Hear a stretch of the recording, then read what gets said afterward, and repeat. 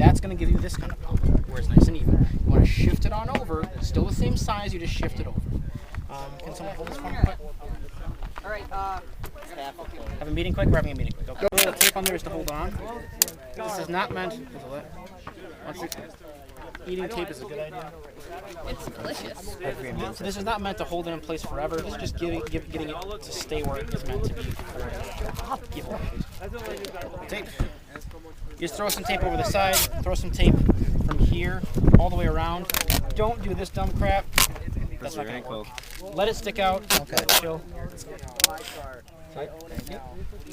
You're not going to torque it down. You're just letting it stay in place so it doesn't move on you. Now you can hopefully hold it. It's flat on this side, not in your way, but still a nice big pommel. Works for your hand. All right. Now, of course, the pommel's not very secure. It's all weird. So we need to add some structure into here to give it some support.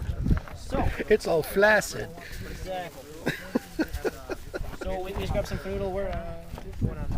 How much does it cost to make? Generally speaking, the core is the harder part to get cost-wise, but it also is like you don't have to replace it all the time. Hopefully, generally speaking, I'm doing video. I'm kind of seeing what I get. Yep. Generally speaking, you can get these golf clubs at Goodwill for like $4 or so. Which is an exorbitant price, unfortunately. Yeah. If you can find them anywhere else, try, because you can get them much cheaper anywhere else where you will find them. Well, honestly, Goodwill has those days where everything's half off for a certain color. If you can get it half off on that color day, you get it for like $2 or whatever. Yeah. It isn't a big deal. But if they have them at St. Vinny's, you get them for like 95 cents. Yeah. Yeah, So Goodwill, St. definitely Vinny's, look any fun there. thrift shop type place, totally fine. Like I said, we have extras. I have extras over there. Or says extras if you want to bug any of us, that's fine too. Okay, so we take a third of a fanoodle, much like the tip here. A third of a fanoodle, cut out the inside a little bit, give us some space. We're gonna put that sideways to give us a little bit of an angle brace to hold this in place. This part you do want to torque down a bit for sure because you want to get it out of your freaking way. So first, you just wrap around from the top just to hold it in place. You want an angle brace underneath. Kind of like that to hold it in place. Then you work your way up, around, just to make sure it's secured all the way around. Work your way back down again. And now once you get back to about here, now you start torquing it. You want to get this nice and tight so it stays in place, so it holds its shape, and so it doesn't move on you. All the way down on the handle. Anyone? Please.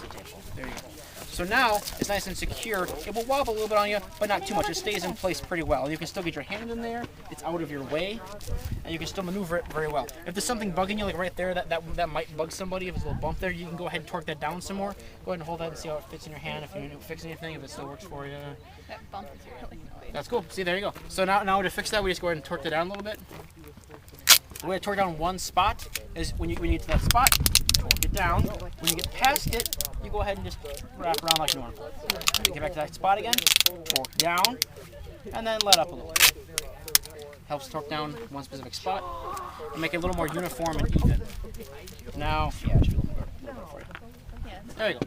Cool. So now it's a nice legal pommel, nice and big. You can add a little more to that. It's kind of a weird flat, ovular shape. That's why I recommend the nice round. So, still legal, out of your way. You're not going to break down. That'll last for a good long time. So we have the tip here, pommel here.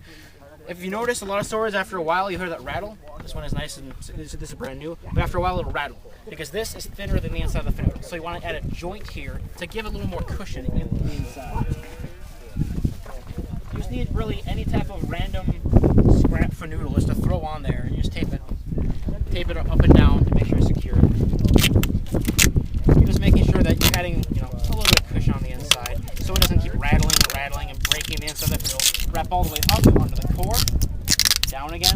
You don't need to torque the middle part. Just wrap around so it's about once again the same size of the inside of the fanoodle. If it's too big, you'll have issues with possibly trying to get it to fit, and so you want to make sure it's about the same size as your tip.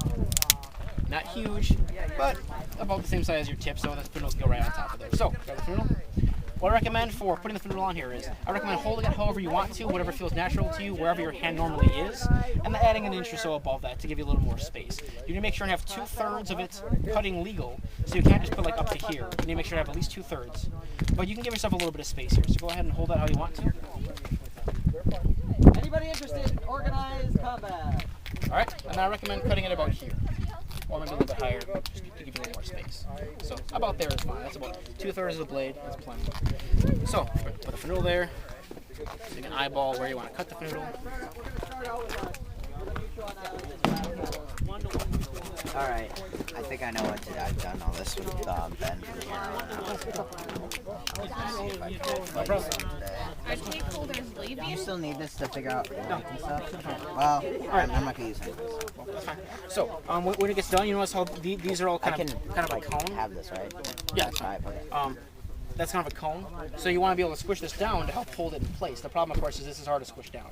So you can either carve it on the outside, which is kind of oppy and weird. I don't like that. What I do is I cut little triangles. I only go down to about a... I'm sorry? That's what Ben did at Yeah, exactly. Yep. But we've made many swords together. He understands. So I cut 4 triangles in across from each other. You know, one triangle across from the other one. Nice little X pattern in there. X-Men. Something like that. Actually, hey, girl. Make it easy because I have to make a new one. Want to take that home with you today?